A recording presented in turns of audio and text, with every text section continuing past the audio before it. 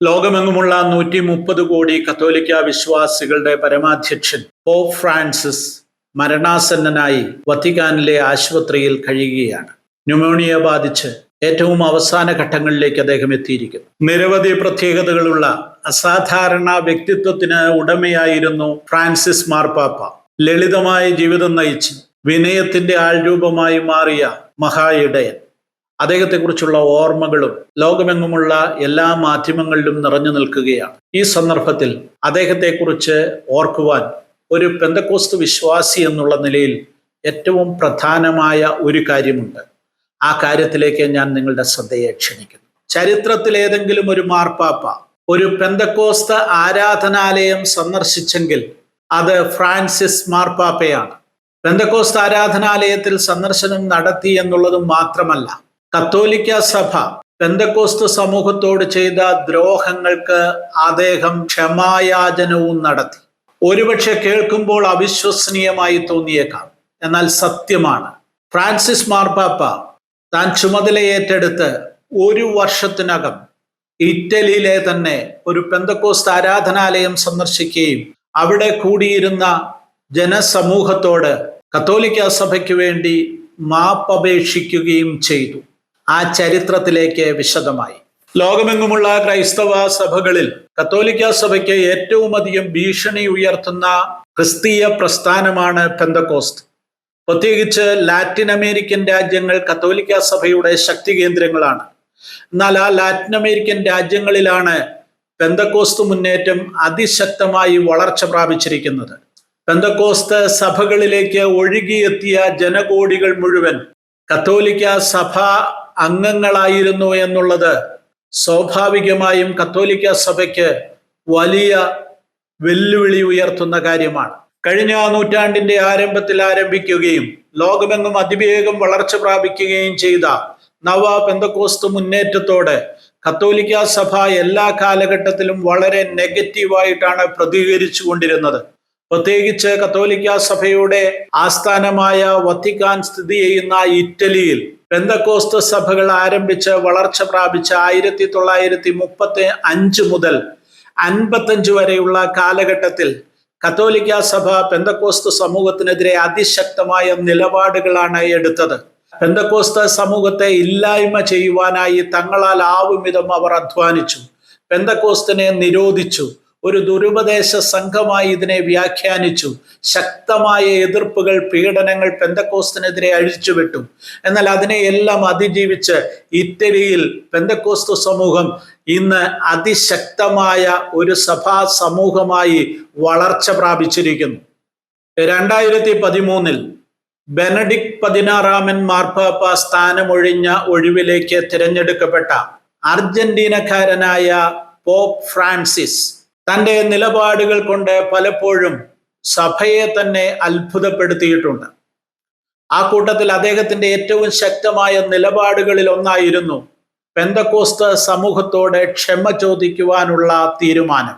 മാർപ്പാപ്പയായി തിരഞ്ഞെടുക്കപ്പെട്ട അധികം വൈകുന്നതിനു മുമ്പേ 2014 ജൂലൈ മാസത്തിൽ അദ്ദേഹം ഇറ്റലിയുടെ തെക്കുഭാഗത്തുള്ള കസേർട്ടയിലെ ഒരു പെന്തക്കോസ്ത് ആലയത്തിലേക്ക് സന്ദർശനത്തിനെത്തുകയായിരുന്നു. കസേർട്ടയിലെ പ്രമുഖ പെന്തക്കോസ്ത് സഭയായ ഇവാഞ്ചലിക്കൽ ചർച്ച് ഓഫ് റീകൺസിലിയേഷനിലേക്കാണ് അദ്ദേഹം എത്തിച്ചേർന്നത്. വത്തിക്കാനിൽ നിന്ന് ഹെലികോപ്റ്റർ മാർഗം കസേർട്ടയിലെത്തിയ പോപ്പ് ഫ്രാൻസിസ് ചില മണിക്കൂറുകൾ ആ ആരാധനാലയത്തിൽ ചിലവഴിക്കുകയും അവിടുത്തെ സീനിയർ ശുശ്രൂഷകനായ പാസ്റ്റർ ജിയോവന്നി ട്രെറ്റിനോയുമായി ദീർഘസമയം സംഭാഷണം നടത്തുകയും ചെയ്തു. അർജന്റീനയിലെ ബ്യൂണസ് ഐറിസിൽ ബിഷപ്പായിരിക്കുന്ന കാലത്ത് തന്നെ പാസ്റ്റർ ട്രെറ്റിനോയുമായി പോപ്പ് ഫ്രാൻസിസിന് സൗഹൃദമുണ്ടായിരുന്നു. ആ സൗഹൃദം പുതുക്കിക്കൊണ്ടാണ് താൻ മാർപ്പാപ്പയായി ചുമതല ഏറ്റെടുത്തു കഴിഞ്ഞ ഉടനെ തന്നെ പാസ്റ്റർ ട്രെറ്റിനോയുടെ സഭയിൽ അദ്ദേഹം സന്ദർശനം നടത്തിയത്. കസേർട്ടയിലെ പെന്തക്കോസ്ത് ആരാധനാലയത്തിലെത്തിയ പോപ്പ് ഫ്രാൻസിസ് 350ഓളം വരുന്ന വിശ്വാസികളോട് സംസാരിച്ചു. ആ സംസാരത്തിനിടയിൽ ഇറ്റലിയിലെ ഫാസിസ്റ്റ് ഭരണകാലത്ത് പെന്തക്കോസ്ത് വിശ്വാസികളുടെ വിശ്വാസാചാരങ്ങൾ നിരോധിക്കപ്പെട്ട കാലത്ത് അവരെ കത്തോലിക്കർ പീഡിപ്പിച്ചതിന് ക്ഷമാപണം നടത്തി. ക്രിസ്തു മതത്തിനുള്ളിൽ വൈവിധ്യത്തിൽ ഐക്യമുണ്ടെന്ന് അദ്ദേഹം ഊന്നി പറഞ്ഞു. അദ്ദേഹത്തിന്റെ വാക്കുകൾ ഇപ്രകാരമാണ്: ഭ്രാന്തന്മാരെ പോലെ പെന്തക്കോസ്തുകാരെ പീഡിപ്പിക്കുകയും നശിപ്പിക്കുവാൻ ശ്രമിക്കുകയും ചെയ്തവരിൽ കത്തോലിക്കരുമുണ്ടായിരുന്നു. ഞാൻ കത്തോലിക്കരുടെ ഇടയനാണ്. പെന്തക്കോസ്തുകാരെ അറിയാത്തവരും പിശാചിനാൽ പ്രലോഭിപ്പിക്കപ്പെട്ടവരുമായ കത്തോലിക്ക സഹോദരീ സഹോദരന്മാർക്ക് വേണ്ടി ഞാൻ നിങ്ങളോട് ക്ഷമ ചോദിക്കുന്നു. പെന്തക്കോസ്ത് ആരാധനാലയത്തിൽ പോകുകയും സമ്മേളനത്തിൽ പങ്കെടുക്കുകയും അവരോട് ക്ഷമയാചിക്കുകയും ചെയ്ത ഫ്രാൻസിസ് മാർപ്പാപ്പ പിന്നീടും പെന്തക്കോസ്ത് സമൂഹങ്ങളുമായി വളരെ അടുത്ത സൗഹൃദം നിലനിർത്തിയിരുന്നു എന്നുള്ളതാണ് പ്രത്യേകത. പ്രമുഖ പെന്തക്കോസ്ത് ടെലി ഇവാഞ്ചലിസ്റ്റുകളായ pastor James Robinson, pastor Kenneth Copeland എന്നിവരുൾപ്പെടെ നിരവധി പെന്തക്കോസ്ത് ലീഡേഴ്സുമായി അദ്ദേഹത്തിന് അടുത്ത ബന്ധങ്ങളും സൗഹൃദങ്ങളും ഉണ്ടായിരുന്നു. കെന്നത്ത് കോപ്ലൻഡ് ആതിഥേയത്വം വഹിച്ച ഒരു സമ്മേളനത്തിനു വേണ്ടി ഒരു വീഡിയോ സന്ദേശം തയ്യാറാക്കി നൽകുവാൻ വരെ പോപ്പ് ഫ്രാൻസിസ് തയ്യാറായി എന്നുള്ളത് ഓർക്കുക. പ്രോസ്പിരിറ്റി തിയോളജി പ്രചരിപ്പിക്കുന്ന ഇവരുടെ സമ്മേളനത്തിനു വേണ്ടി പോപ്പ് തയ്യാറാക്കിയ വീഡിയോയിൽ അദ്ദേഹം ഇപ്രകാരം പറഞ്ഞു: നിങ്ങളുടെ ശുശ്രൂഷയിലൂടെ ദൈവം വിശ്വാസികൾക്ക് ആരോഗ്യവും സമ്പത്തും നൽകട്ടെ എന്ന് ഞാൻ ആശംസിക്കുന്നു. പോപ്പ് ഫ്രാൻസിസിനെ തന്റെ സഭയിലേക്ക് സ്വാഗതം ചെയ്തുകൊണ്ട് പാസ്റ്റർ ജിയോവന്നി ട്രെറ്റിനോ നടത്തിയ സുദീർഘമായ ഒരു പ്രസംഗമുണ്ട്. വികാരസാന്ദ്രമായ ഒരു പ്രസംഗം. ആ പ്രസംഗത്തിന്റെ ഏതാനും ഭാഗങ്ങൾ ഞാൻ നിങ്ങളെ വായിച്ചു കേൾപ്പിക്കാം. പ്രിയപ്പെട്ട മാർപ്പാപ്പ, അങ്ങ് ഞങ്ങളെ സന്ദർശിച്ചതിലൂടെ നിങ്ങൾ അനുരഞ്ജനത്തിന്റെ ഒരു മനുഷ്യനാണെന്ന് തെളിയിച്ചു. ഞാൻ അങ്ങയെ അനുരഞ്ജനത്തിന്റെ പ്രവാചകൻ എന്ന് വിളിക്കട്ടെ. ഒന്നിച്ച് കർത്തൃസന്നിധിയിലായിരിക്കുന്നത് അതിമനോഹരമാണ്. ദൈവസന്നിധിയേക്കാൾ മികച്ച മറ്റൊരു സ്ഥലവുമില്ല. ദൈവ സാന്നിധ്യത്തിൽ ജീവിക്കുമ്പോഴാണ് നാം ഏറ്റവും ആഴമേറിയ സന്തോഷം യഥാർത്ഥമായി അനുഭവിക്കുന്നത്. അവിടെയാണ് നമ്മുടെ ജീവിതം രൂപാന്തരപ്പെടുന്നത്.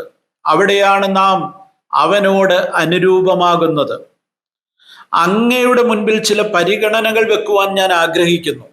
പ്രത്യേകിച്ച് പ്രിയപ്പെട്ട ഫ്രാൻസിസ് മാർപ്പാപ്പ, എൻ്റെ പ്രിയപ്പെട്ട സഹോദര, അങ്ങയുടെ സന്ദർശനം എൻ്റെ വ്യക്തിപരമായ സന്തോഷത്തിനപ്പുറം എൻ്റെ കുടുംബത്തിൻ്റെയും ഞങ്ങളുടെ മുഴുവൻ സമൂഹത്തിൻ്റെയും സന്തോഷ നിമിഷങ്ങളാണ്. കുറെ കാലം മുമ്പ് നമുക്കിത് ചിന്തിക്കുവാൻ പോലും കഴിയാത്ത കാര്യമാണ്. മഹത്തായതും അപ്രതീക്ഷിതവുമായ ഒരു സമ്മാനമാണ് ഞങ്ങൾക്കിത്. കുട്ടികളുടെയും പ്രായമായവരുടെയും യുവാക്കളുടെയും കണ്ണുകളിൽ അങ്ങേക്കത് വായിച്ചെടുക്കുവാൻ കഴിയും. ഞങ്ങൾ അങ്ങയെ വളരെയധികം സ്നേഹിക്കുന്നു. അങ്ങ് അറിഞ്ഞിരിക്കേണ്ട ഒരു കാര്യമുണ്ട്. ഞങ്ങളിൽ പലരും എല്ലാ ദിവസവും അങ്ങേക്കായി പ്രാർത്ഥിക്കുന്നുണ്ട്. അങ്ങ് റോമിലെ ബിഷപ്പായി തിരഞ്ഞെടുക്കപ്പെട്ടത് പരിശുദ്ധാത്മാവിനാൽ സംഭവിച്ചതാണെന്ന് പോലും ഞങ്ങളിൽ പലരും വിശ്വസിക്കുന്നു. ലോകത്തിന് മുഴുവൻ അങ്ങ് ഒരു അനുഗ്രഹമായി മാറുമെന്ന് ഞാൻ വ്യക്തിപരമായി വിശ്വസിക്കുന്നു. നിങ്ങളുടെ ഈ പ്രവൃത്തിയിലൂടെ പൂർണ്ണമായും അപ്രതീക്ഷിതമായും ആശ്ചര്യകരവുമായ നിലയിൽ പ്രോട്ടോകോളിന്റെ സങ്കീർണതകളെയൊക്കെ മറികടന്ന് ജീവിതത്തിൻ്റെയും മനുഷ്യ ബന്ധങ്ങളുടെയും ഹൃദയത്തിലേക്ക് നേരിട്ട് എങ്ങനെ പോകാമെന്ന് അങ്ങേക്കറിയാം. പ്രത്യേകിച്ച് സ്വന്തം സഹോദരനെ കണ്ടുമുട്ടുക എന്നത് അവൻ എവിടെയാണോ അവിടെ അവനെ കണ്ടുമുട്ടുക, അവനായിരിക്കുന്നത് പോലെ അവനെ കണ്ടുമുട്ടുക എന്നതാണെന്ന് അങ്ങയ്ക്കറിയാം. അതായത് ഞങ്ങളെ സന്ദർശിക്കാൻ അങ്ങ് യഥാർത്ഥത്തിൽ 2 ദിവസത്തെ വഴിദൂരം സഞ്ചരിച്ചിരിക്കുന്നു. ഞങ്ങൾ അങ്ങയോട് പ്രത്യേകം നന്ദിയുള്ളവരാണ്. അങ്ങ് ഞങ്ങളെ സ്പർശിക്കാൻ ആഗ്രഹിച്ചു, നേരിട്ട് വരാൻ ആഗ്രഹിച്ചു, ഞങ്ങളെ നേരിട്ട് ആലിംഗനം ചെയ്യാൻ ആഗ്രഹിച്ചു. അങ്ങ് വലിയ ധൈര്യം കാണിച്ചു. സ്വാതന്ത്ര്യവും ധൈര്യവും ലാളിത്യത്തിലും ബലഹീനതയിലും മാത്രമല്ല, ഞങ്ങളുടെ ആലിംഗനത്തിനും നിങ്ങൾ നിങ്ങളെ തന്നെ സമർപ്പിച്ചിരിക്കുന്നു. പ്രിയപ്പെട്ട ഫ്രാൻസിസ് മാർപ്പാപ്പ, നിങ്ങളെ പോലുള്ള അസാധാരണ വ്യക്തിയിൽ നിന്ന് ഞങ്ങൾ ക്രിസ്ത്യാനികൾക്ക് ഏറെ പ്രതീക്ഷയുണ്ട്.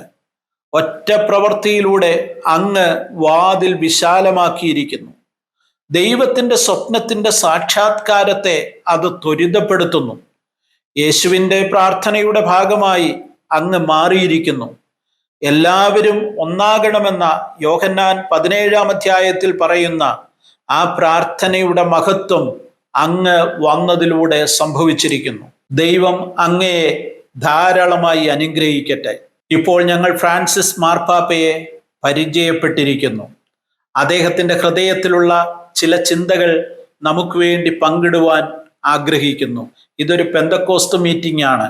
അതിനാൽ ഫ്രാൻസിസ് മാർപ്പാപ്പയെ നയിക്കാൻ ഞങ്ങൾ പരിശുദ്ധാത്മാവിനോട് അപേക്ഷിക്കുന്നു. ദയവായി അങ്ങ് ഈ വേദി ഏറ്റെടുത്താലും. ഫ്രാൻസിസ് മാർപ്പാപ്പയെ ക്ഷണിച്ചുകൊണ്ട് പാസ്റ്റർ ജിയോവന്നി നടത്തിയ പ്രസംഗത്തിന്റെ ചുരുക്കം ചില ഭാഗങ്ങൾ മാത്രമാണ് ഞാനിവിടെ ഉദ്ധരിച്ചത്. വ്യത്യസ്തമായ ജീവിതം കൊണ്ടും ആശയം കൊണ്ടും നിലപാടുകളും കൊണ്ടും ഫ്രാൻസിസ് മാർപ്പാപ്പ സ്വന്തം സഭയെയും ലോകത്തെയും പലപ്പോഴും അത്ഭുതപ്പെടുത്തിയിട്ടുണ്ട്. അദ്ദേഹത്തിന്റെ പെന്തക്കോസ്ത് സമൂഹത്തോടുള്ള നിലപാടും അതിനകത്തുള്ള വ്യക്തതയും ഈ വാക്കുകളിൽ നിന്ന്, ഈ വാർത്തയിൽ നിന്ന് നിങ്ങൾക്ക് ബോധ്യമായി എന്ന് കരുതുന്നു. ഏതായാലും മാർപ്പാപ്പയ്ക്ക് വേണ്ടി നമുക്കും പ്രാർത്ഥിക്കാം. അദ്ദേഹം മരണാസന്നനായി ആശുപത്രി കിടക്കയിലായിരിക്കുകയാണ്. അദ്ദേഹത്തിൻ്റെ ഈ അവസാന നാളുകൾ സ്വസ്ഥതയോടെ സമാധാനപൂർണമായി വേദനയില്ലാതെ പൂർത്തിയാക്കുവാൻ അദ്ദേഹത്തിന് സാധിക്കട്ടെ എന്ന് പ്രാർത്ഥിച്ചുകൊണ്ട് ഞാൻ എൻ്റെ വാക്കുകൾ നിർത്തുന്നു.